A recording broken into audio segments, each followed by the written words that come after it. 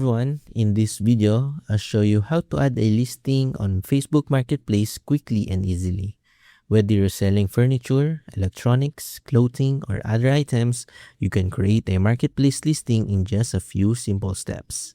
First, open the Facebook app on your phone and sign into your account. Next, tap the marketplace icon, which looks like a small storefront. Once you're in Marketplace, tap the Sell or Create New Listing button. Choose the type of listing you want to create, such as an item for sale, a vehicle, or a home for rent.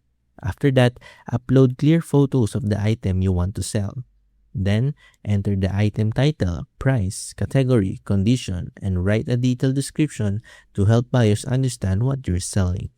Select your location so people nearby can find your listing more easily. Review all of the information to make sure everything is accurate.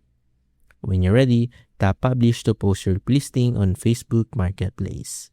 Your listing will now be visible to potential buyers, and you can respond to messages directly through Facebook if someone is interested. And that's it. That's how you can add a listing on Facebook Marketplace. If this video helped you, don't forget to like, subscribe, and I'll see you in the next one.